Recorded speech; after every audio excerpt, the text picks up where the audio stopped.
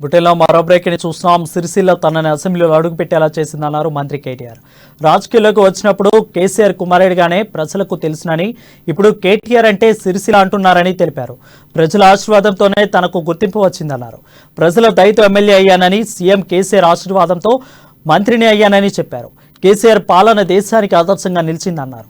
రాష్ట్రంలో రైతులకు 24 గంటల విద్యుత్ అందిస్తున్నామని మంత్రి కేటీఆర్ పేర్కొన్నారు.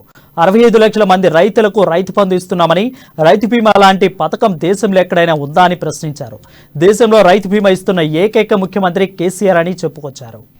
భారతదేశంలో వ్యవసాయానికి రైతాంగానికి 24 గంటలు ఉచితంగా కరెంట్ ఇచ్చిన మొనగాడు మొగోడు కేసీఆర్ తప్ప ఎవడన్నా ఉన్నాడా?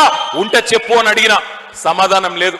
భారతదేశంలో 45 లక్షల మందికి 2000 చొప్పున 3000 రూపాయల చొప్పున పెన్షన్ ఇస్తున్న రాష్ట్రం ఎక్కడన్నా ఉన్నదా? తెలంగాణ తప్ప.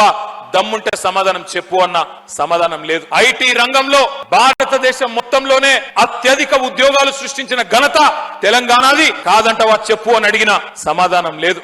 భారతదేశంలోనే ఈ రోజు ఏ రాష్ట్రంలో లేనట్టు జిల్లాకు ఒక మెడికల్ కాలేజీ పెడుతున్న ఏకైక ప్రభుత్వం తెలంగాణ. మొత్తం దేశానికే అభివృద్ధి సంక్షేమ నమూనాను